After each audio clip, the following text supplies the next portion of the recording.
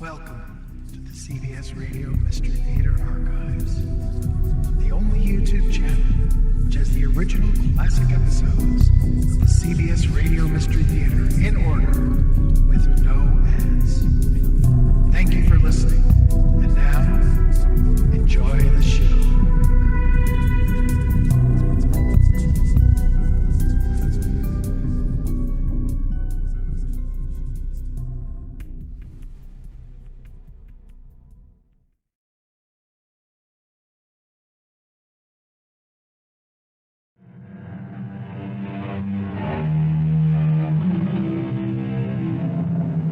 Come in.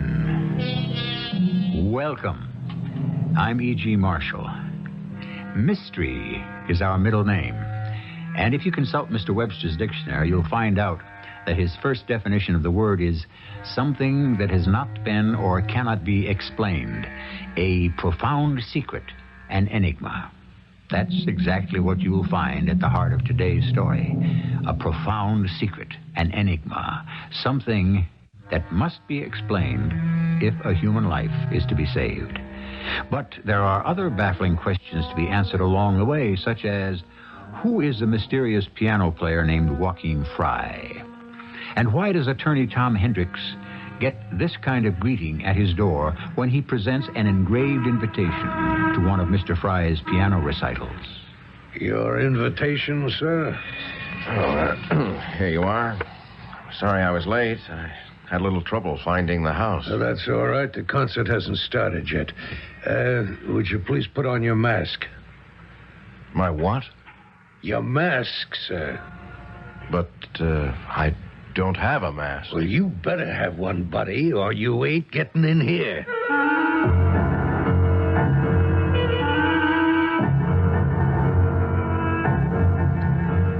Our mystery drama, Murder Preferred, was written especially for the Radio Mystery Theater by Henry Slesar and stars Tony Roberts. I'll be back shortly with Act One.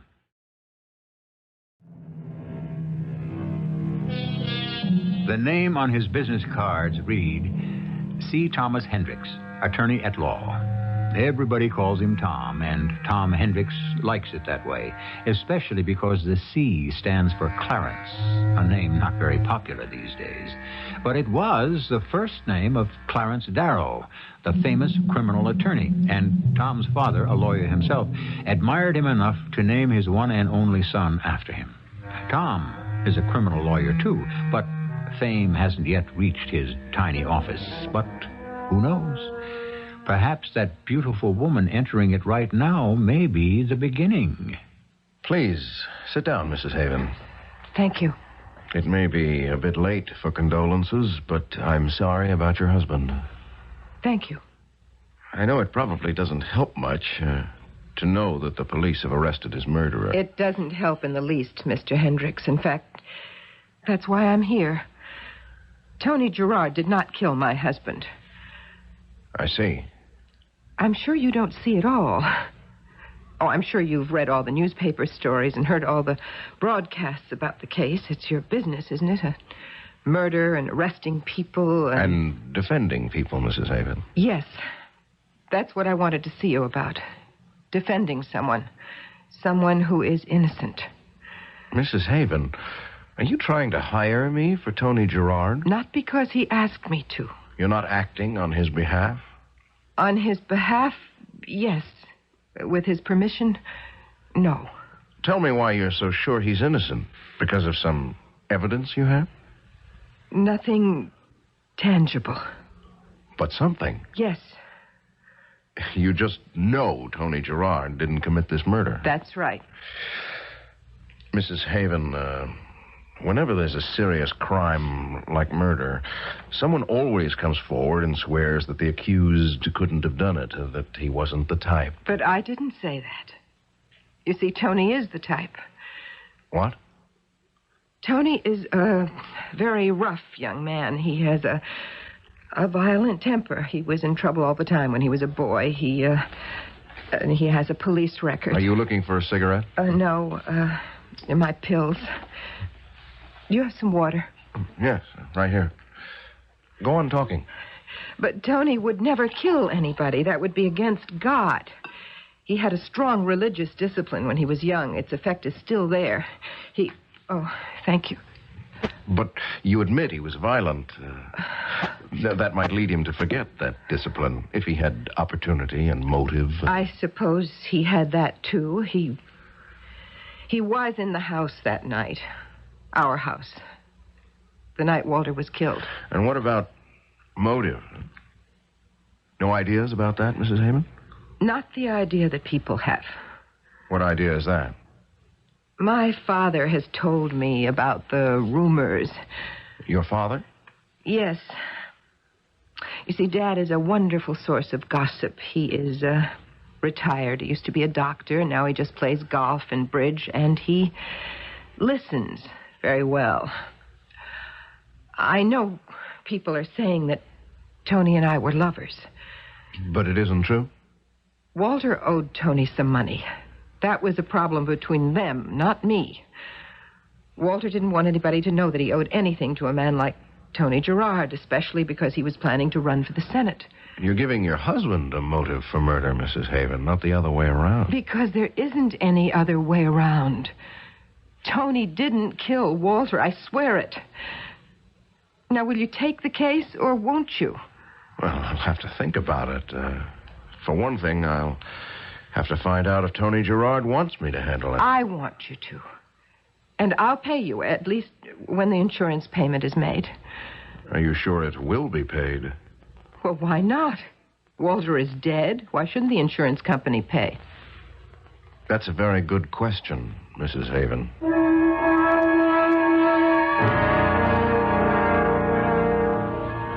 Tell me, Mr. Briggs, what kind of insurance policy did Mr. Haven carry? Ordinary life. And Mrs. Haven was the sole beneficiary? That's right. I understand Walter Haven wasn't exactly rolling in money. How could he afford a policy that size? It was a substantial premium, I guess, but what the heck? He only paid it for a year. And now look what he's getting for his money. You mean what his widow is getting? Well, let's put it this way. What his widow would get, unless we stop her. What? Mr. Hendricks, my company isn't going to pay that lady $500,000. Because, you see, we don't believe in rewarding murder. Are you saying you think Adrian Haven killed her husband? She's the beneficiary. That's one reason. You got a better one? Tony Gerard. That's two. Want another one? She didn't love her husband. Want another? She was a poor girl who thought she was marrying a rich man until she found out that Walter Haven had a grand old name in politics, hardly a grand in his bank account. You know, of course, the police have arrested Tony Gerard for this murder. I also know that Mrs. Haven had a perfect alibi. She was 20 miles from the house when the gun was fired. But you know what I think, Mr. Hendricks? I think it was still her pink index finger on that trigger. Figuratively speaking, of course. You think they were in it together, huh? Gerard and Mrs. Haven? Bullseye. Mr. Hendricks, how would you like to make $10,000? How? Hop over to our side. Help us prove what we know is true, that Mrs. Walter Haven killed Mr. Walter Haven for the sake of her lover boy. That way, they get rid of the guy. Tony collects the money he was owed, and Adrian baby gets a nice bundle to keep her for the rest of her life. Everybody's happy. But not my company, Mr. Hendricks. I'm sorry, Mr. Briggs. I don't think I could do such a thing to a client. I thought you said she wasn't your client yet. She is now.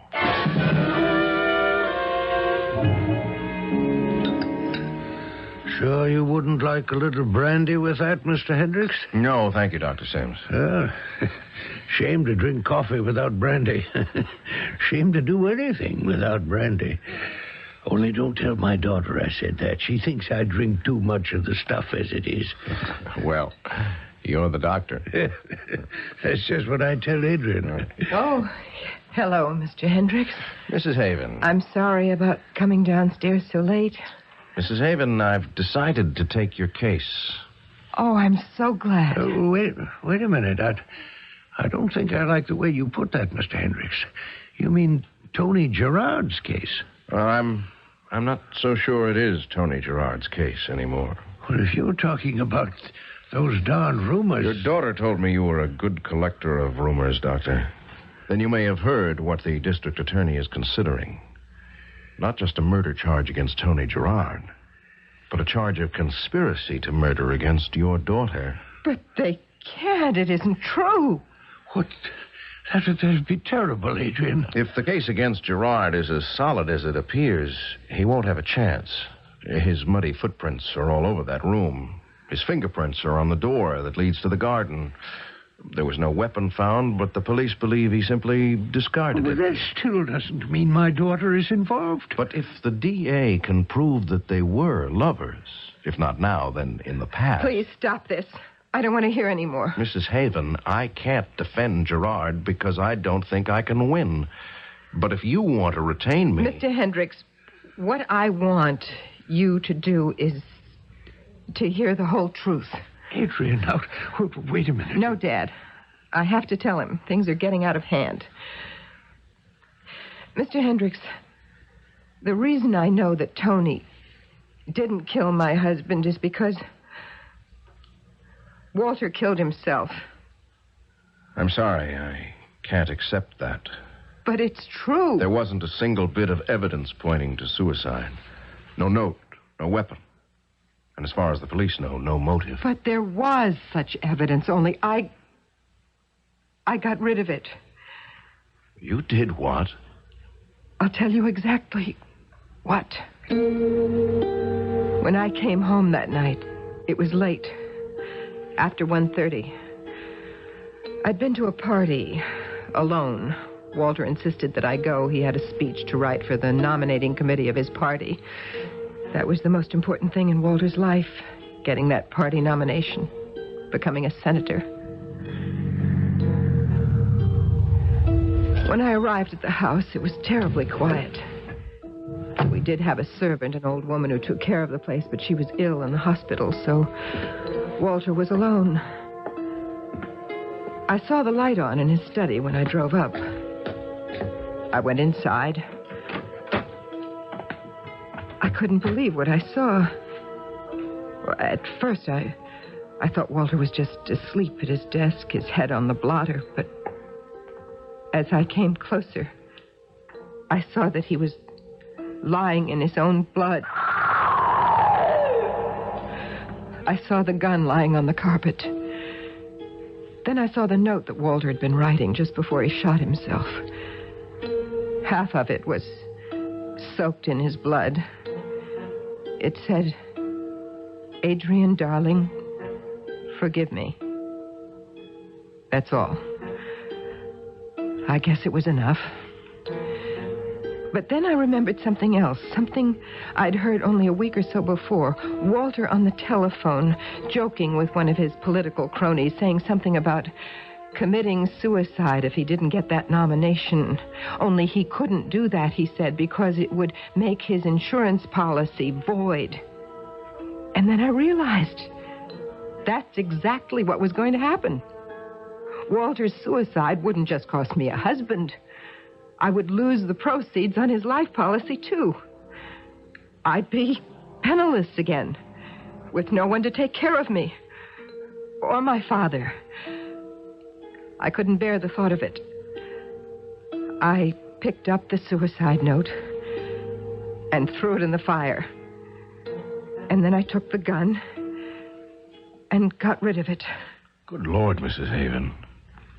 Are you saying that you preferred people to think it was murder? It was the only way I could get that money. I was just being practical. Why shouldn't I think of myself? Walter wasn't thinking of me when he pulled the trigger. Yes, but what was he thinking about? Why did he pull that trigger? I don't know. Did he know about you and Tony? There was nothing between us. There hadn't been for years and years, and Walter knew all about that. Mrs. Haven, you're telling me that your husband was a happy man. But he was. He was the happiest man you could ever want to meet. Oh, nonsense. He was psychotic or something. You can't ever know about people. I can tell you that. I'm a doctor. Or used to be, anyway. Sorry, Dr. Simmons. But let's face it. Why would a happy man kill himself? It's a good question, and it deserves a good answer. Why would somebody with a beautiful wife and a brilliant future decide to put a bullet through his head? Was Walter Haven nourishing a secret so dark and terrible that the only solution for him was oblivion? How do you learn a dead man's secrets? We'll find out how Tom Hendricks tries to do exactly that when we return with Act Two.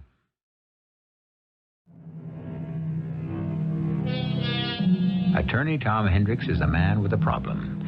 His client, Adrian Haven, has told him a story that no one could possibly believe. She has described a suicide note that has become nothing but ashes. She has described a gun that lies at the bottom of a river. She has claimed that her husband, Walter Haven, had killed himself, despite the fact that he had everything to live for.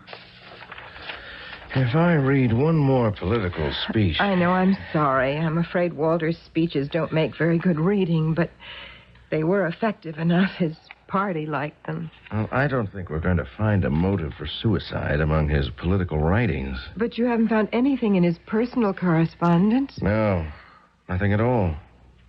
You did a good job, Mrs. Haven. Please, Adrian? Yeah, you did a good job, Adrian. You preferred murder, and murder's what you got. There's not a speck of evidence to prove that your husband didn't want to live anymore.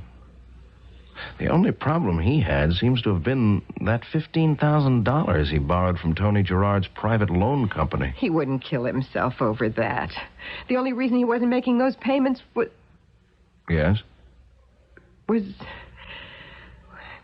Walter didn't like Tony, of course. He knew that Tony and I had known each other years ago. I think he enjoyed making Tony wait. But guys like Tony Gerard don't like to wait for their money, do they? Tony didn't kill him. I told you what happened in this room. Yes, you told me. But you knew something. I'd like your friend Tony to tell me, too.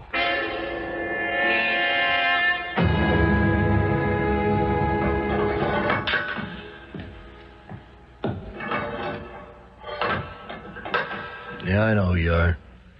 You're the lawyer. That's right. I thought we should get together, Mr. Gerard. Why? You're not my lawyer, you're hers. Yes, Mrs. Haven is my client. I thought you might be interested in helping her out. I'm the one that's sitting in jail. I'm sure you know that the district attorney is considering a conspiracy charge against Mrs. Haven. So it might not be too long before she's in jail, too. Ah, come on, that's crazy. Adrian couldn't have killed that creep. She was at a party, 20 miles from the house. Look, I know she didn't do it. When I said conspiracy, Mr. Gerard, meaning that you and she were in this together. Well, that's even crazier. Me and Adrian haven't been together in any way for 5 years. Why don't you talk to me? Okay. All right. What do you want to know? Well, to start with, what happened that night? Walter owed me $15,000. He dropped the 15 in Vegas on credit, and he didn't pay. I bought the debt from my buddy at the club, and I tried to collect. Boy, I liked having that creep owe me something. Anyway, he got a little nervous about it, especially when he had the nominating convention coming up. So he said he'd pay. And that's what I was doing out there that night, coming to collect. He'd sent Adrian off to some dinner party, saying he had to work on his next speech. He knew I was coming there. He told me to come in by the garden so I wouldn't have to use the front door. It was a cold, wet night, and dark, too. I couldn't find the stone path to the doors right away, so my shoes got all muddy. But I didn't care if I messed up his fancy carpet. I saw a light on. I pushed open the doors.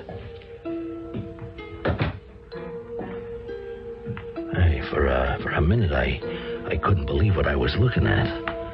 Haven was at his desk. There was blood all over it. Blood on the papers, blood dripping down the sides. There wasn't much left of his head. I knew it was a bullet that did it. I felt sick when I saw him, but I walked up to the desk and I saw the gun lying there, and I knew that he must have shot himself. And you know what I thought? That the guy had waited for me. That he had planned to kill himself that night and figured I might be blamed. I thought any minute the cops would bust into the place and arrest me. Only I wasn't going to wait for that to happen. Oh, no, thanks. I turned around and got out of there just as fast as I could. And that's all. That's all. Understand? Mr. Gerard, did you see the suicide note? No. You do know that Adrian says her husband left a note. Well, if she says it, it's true. And you actually saw the gun. The one she says she threw in the river. Oh, it was there, all right. But you realize how it looks, don't you? It looked like murder because that's the way she wanted it to look. It was suicide. He knocked himself off.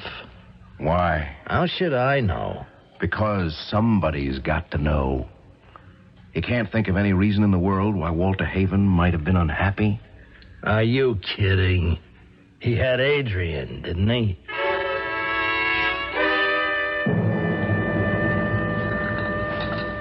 Well, if you young folks will excuse me, I think I'll go up to bed. Oh, Dad, I think you should. I'm sorry dinner was so late. If you ask me, young lady, you're the one who should retire early. You don't look well at all. Well, I'm all right. Well, say good night, then. Good night, Dad. Night, Doctor. We still don't have a lead on a suicide motive. Oh, that reminds me. I found a few more things in Walter's desk. A few bills and an invitation. Well, it doesn't sound too promising, but I might as well look through them. Here they are. It's just bills, as you said. And this invitation. You are cordially invited to attend a piano recital featuring the works of Bach, Beethoven, and Chopin. July 24th, 8:30 p.m. Please bring this card with you. Black tie, donations, 909 St. Andrews Avenue. The Friends of Joachim. Well, there's nothing too unusual about that. Well, there is one thing. What's that? Walter didn't like music. The Friends of Joachim. That's a funny name. Well, maybe Joachim was a composer, a pianist. I wouldn't know. Anyway, Walter wouldn't ever have gone to a recital. Well, maybe that's why it's important. Hey, you know something? What? The date. Today is July 24th. This piano recital is tonight. What are you thinking of? Maybe it's time I got a little more musical education. Maybe I ought to meet the Friends of Joachim.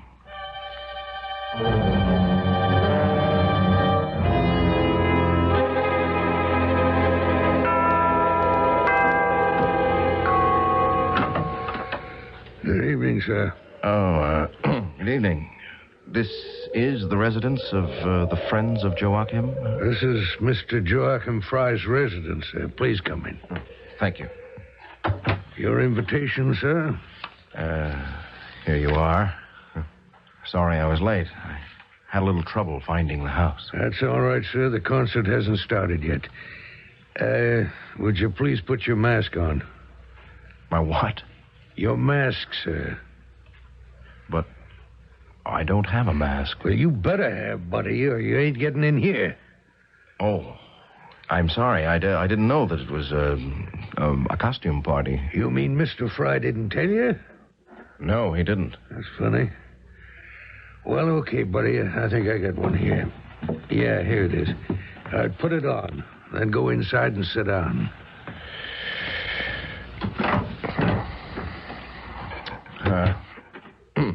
Good evening, gentlemen. It's quiet in here, isn't it? Oh, excuse me. Is this seat taken? Yeah. Thank you. Do Do you come here often? Not if I can help it. It's not too big a crowd, is it? I don't suppose there are more than half a dozen of us here? Did Mr. Fry tell you to bring your mask? Of course. What's the idea, anyway?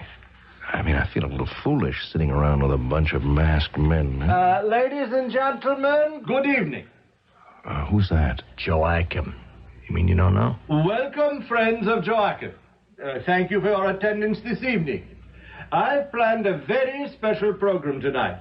My first offering this evening is a familiar group of preludes and fugues called The Well-Tempered Clavier by Johann Sebastian Bach.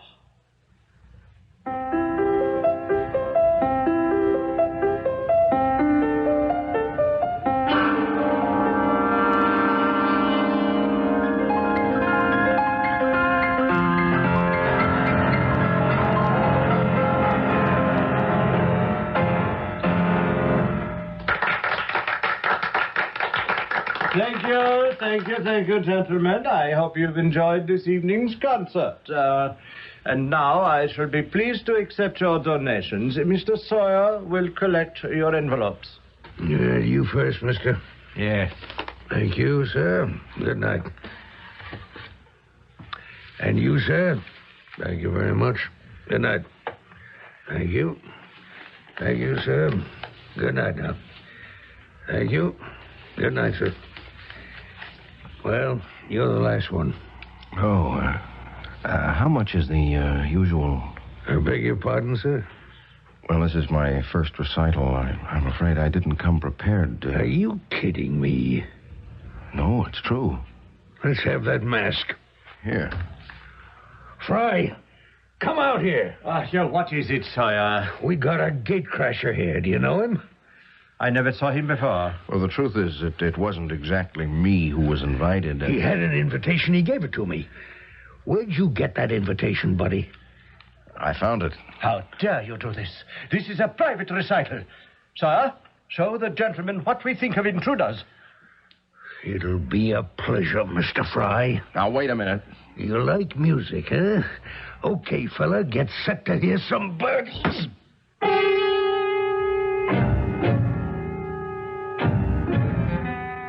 Much as we deplore violence, I'm sorry to say C. Thomas Hendricks has just become the victim of it. What's even worse, Tom Hendricks has taken this punishment without coming much closer to the solution to his problem. What connection is there between the suicide of Walter Haven and a piano recital attended only by men wearing masks? Perhaps when Tom recovers consciousness, he'll be able to make that connection. We'll find out when we return with Act 3.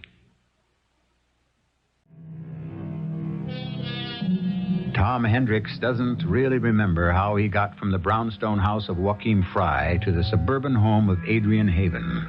But when he came to his senses, he found that he had a ministering angel at his bedside. But Tom was lucky. It was only his cheek, his nose, and his ego that were bruised. And when he was well enough to think, he found that his aching head was still clear enough to make some interesting assumptions. It has to be the answer. Everything points to it. Don't you see? No, I don't. All I see is black and blue. Tom, shouldn't you do something about these people? Adrian, I figured it all out. I know why your husband killed himself. You do? Well, almost. You see, I know what was going on at that so-called recital. What? Well, it wasn't for the sake of the music, I can tell you that.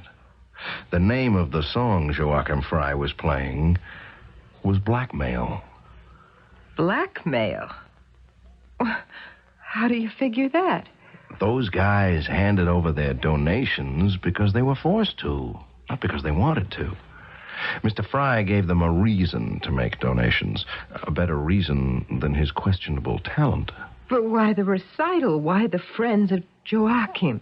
Well, probably to cover the traces of blackmail, to give them some legitimate reason for their donations, something Joachim can justify when it's income tax time.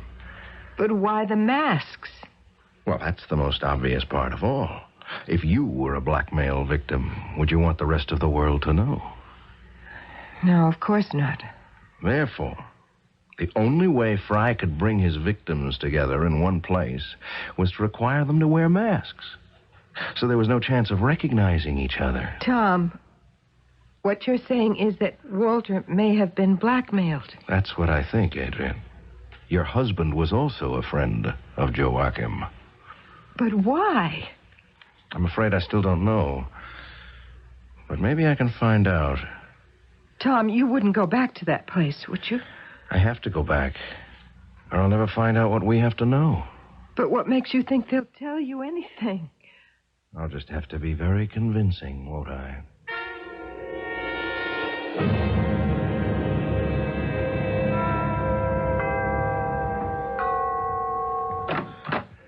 Good evening, sir. Won't you... Hey, what is this? Are you back again? Yeah, that's right, Mr. Sawyer. Maybe you didn't get the message the last time. You're right. I didn't have the whole message, but I know a lot more now than I did then. Let me give you some advice. Do you have another recital tonight? Maybe, but you're not invited. Even if I brought a donation... A what? Here. Have a look at this. What is it? Hey, what's this all about? It's all about you, Mr. Sawyer. It's your rap sheet. A friend of mine at police headquarters was good enough to give me a copy of it. So you see, I know more about you than you do me.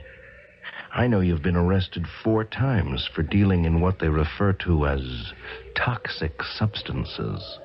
Drugs to you, pal. Hey, who are you anyway? A friend of Joachim, that's all. Tell me, Mr. Sawyer, is that how you and Mr. Fry develop your list of blackmail victims? Through their drug purchases? I think you better talk to Mr. Fry about this. Oh, I was hoping you'd say that. In here. What is it, Sawyer? You know I don't like to be disturbed. Look who's back, Mr. Fry. You again? I think he's a cop. Police? Well, what have the police got to do with me? I'm a musician. You're a blackmailer, Mr. Fry. Ah, that is ridiculous. Everyone who attends my recitals is here voluntarily. They're here because they're users, Mr. Fry.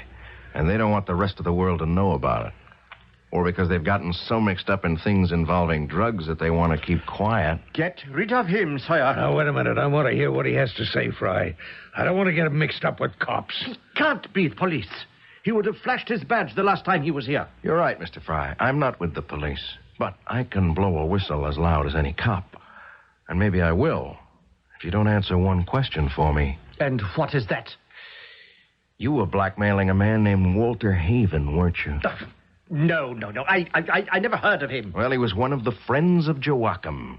It was his invitation I used the last time I was here. It is not true. I never heard of Walter Haven, and he was never at one of my recitals. Now, look, you've got nothing to lose by telling me the truth. Walter Haven is dead. Dead or alive, we don't know the guy. What the devil? What do you want in here? You've given your last concert, Fry. Sawyer, he's got a gun. Take it easy, mister. You're never gonna play another note. Give me that gun, you crazy...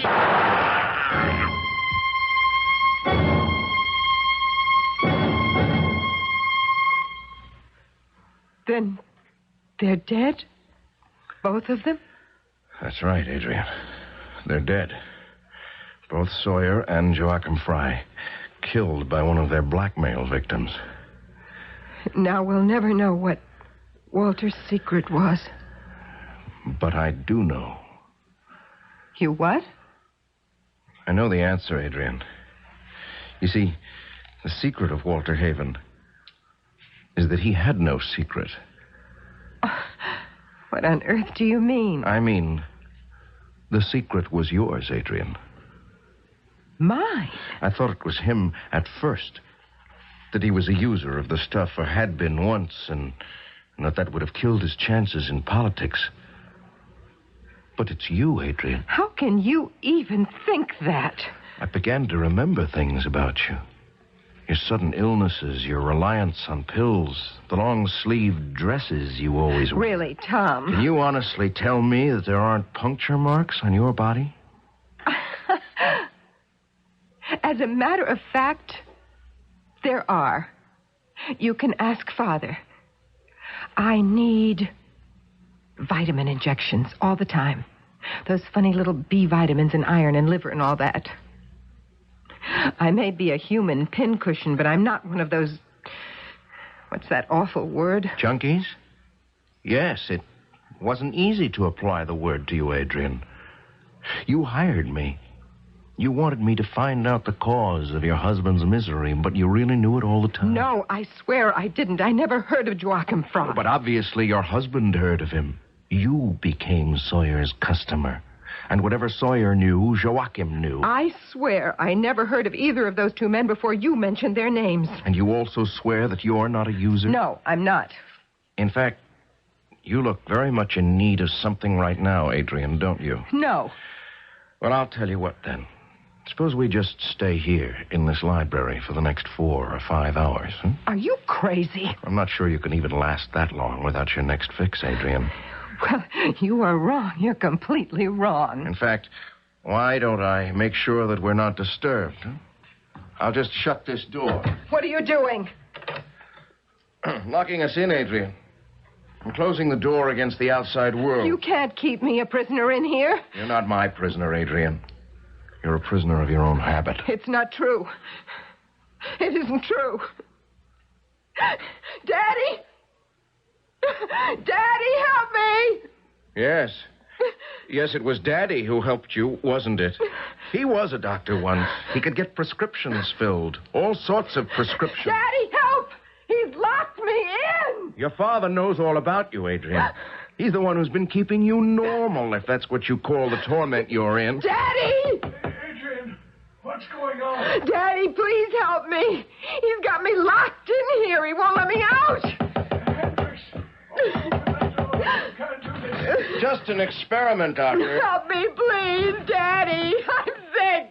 Hendricks, please, I beg you, open the door. All right, Dr. Sims. I'll open it. Your daughter needs you.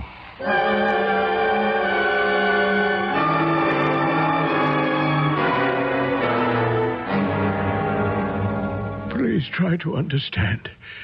I love my daughter. She's all I've got in the world. When she left home 5 years ago, it was as if the sun went down and the stars never came out. And when she came back home, Dr. Sims, she was an addict, wasn't she? Yes. Can you imagine what I felt? I was a doctor. I knew what addiction meant, what an addict's life could become. Didn't you try to cure her? Oh, I tried. She was hard to handle. She didn't want cures. She wanted peace. I couldn't bear her anguish. So you supplied her? Yes. At the time, drugs were easy for me to obtain. She didn't have to consort with criminals to get what she needed.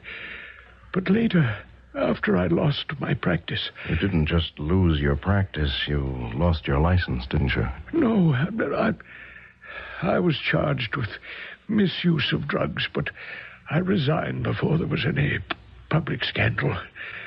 And then I had a more difficult time keeping poor Adrian supplied. Then I had to deal with these criminals. So you were Sawyer's contact? Yes, I had to deal with him. Walter Haven didn't know the truth, did he? Walter didn't know. I bore Adrian's secret myself, and her expenses as well. It was no small burden. And after she married Haven, did you still have the burden? An even greater one. Because this man Sawyer brought someone else into my life. Joachim Fry. Joachim Fry? I was the friend of Joachim. He threatened to tell Walter and the whole world about my poor child's affliction. He forced me to contribute $1,000 each time he staged one of his recitals. I had to wear a black mask to conceal my face from the others. So that invitation was yours. But what was it doing in Walter's desk? It was there because I gave it to him. Well, then he knew the truth. I had to tell him. I simply ran out of money, don't you see? And what was his reaction? Well, it wasn't what I expected. He was horrified. He screamed at me, narcotics, blackmail, the publicity, the damage it would do to his nomination for the Senate. And then he said a terrible thing to me, Mr. Hendricks. What? He said he would have to cut Adrian out of his life. You mean he was going to leave her? Yes. He was going to leave her immediately. Before the world knew about her addiction, he was going to disassociate himself from everything she represented. Right before my eyes, he sat down to write her a letter. Good Lord. He wrote, "Adrian, darling, forgive me." The suicide note. I couldn't let him finish that note. I remembered the gun Walter kept in his desk.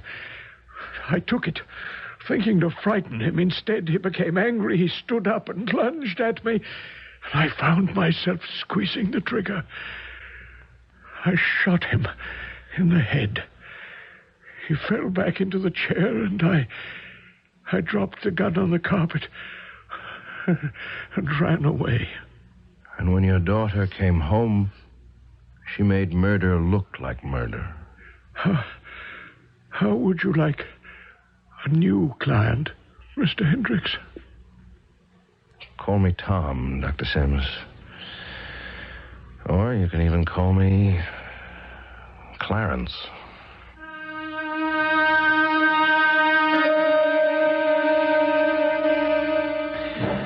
So, Clarence Thomas Hendricks has a new client. And even if the defense of Dr. Sims doesn't make him as famous as Clarence Darrow, he still had the satisfaction of knowing that an innocent man has been set free. But what happened to Adrian Haven's father at the trial? Well, we'll be back to tell you what the verdict was shortly.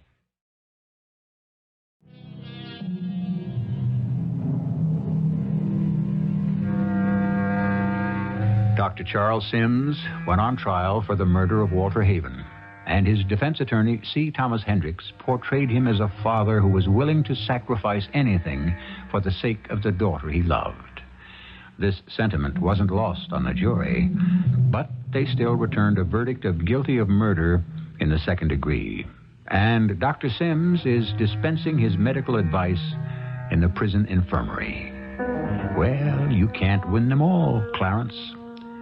Our cast featured Tony Roberts, Teri Keane, Court Benson, and Earl Hammond. The entire production was under the direction of Hyman Brown. I hope you enjoyed this episode of CBS Radio Mystery Theater. If you've enjoyed this and want to hear more, please subscribe to this channel.